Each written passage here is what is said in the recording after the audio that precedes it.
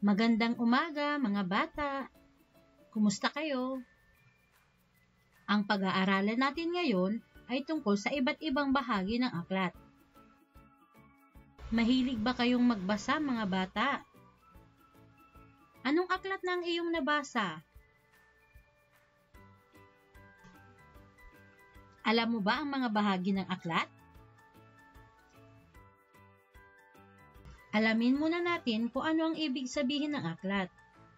Ang aklat o libro, ito ay pinagsama-samang nailimbag na salita sa papel.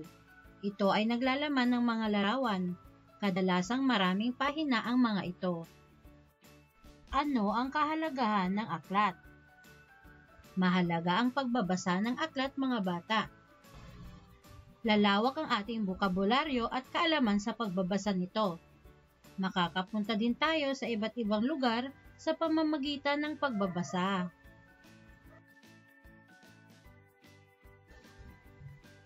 Ano-ano ang mga bahagi ng aklat, mga bata? Narito na ang mga bahagi ng aklat.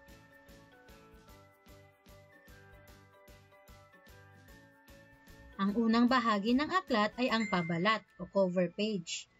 Ito ang pinakatakip ng aklat. Dito mababasa ang pamagat ng aklat at ang pangalan ng may akda o ng author. Narito ang mga halimbawa ng pabalat.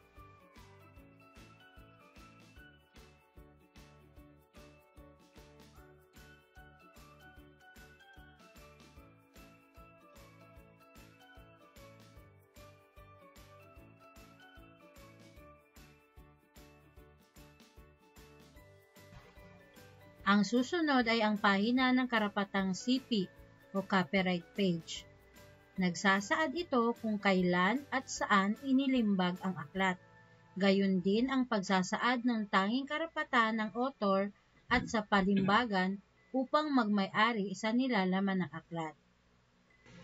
Narito ang halimbawa ng pahina ng karapatang CP.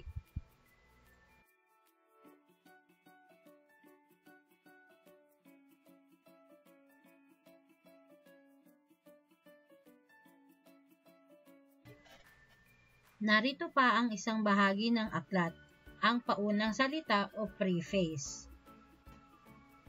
Sinasabi dito ang layunin ng may akda sa dahilan ng pagsulat niya ng aklat. Dito din nakalahad ang mensahe ng may akda sa kanyang mambabasa.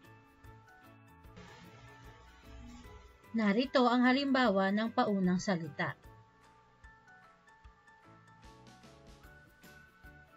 Ang susunod naman ay ang talaan ng nilalaman o ang table of contents. Sa bahaging ito, mababasa o makikita ang mga paksa o aralin at ang mga pahina kung saan ito matatagpuan. Narito ang halimbawa.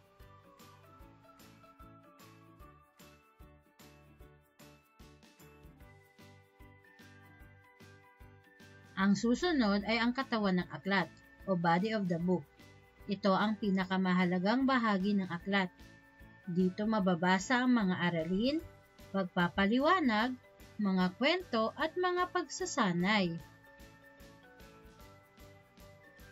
Narito ang halimbawa.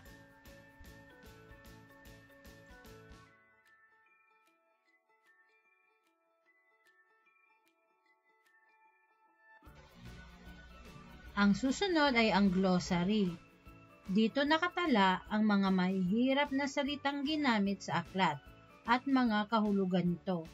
Nakaayos ito ng paalpabeto na parang diksyonaryo. Narito ang halimbawa.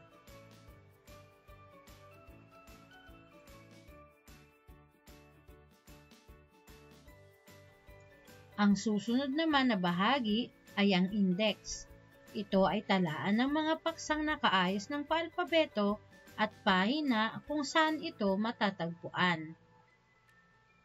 Narito ang halimbawa.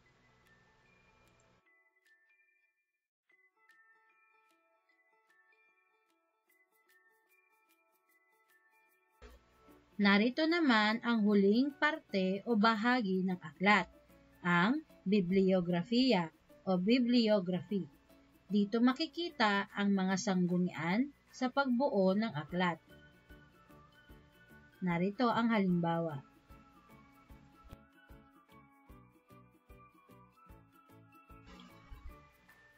Ano-ano ulit ang mga bahagi ng aklat? Pabalat, pahina ng karapatang sipi,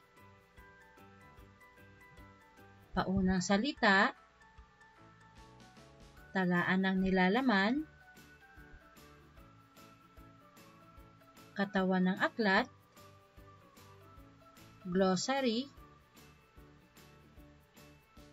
index, at bibliografiya.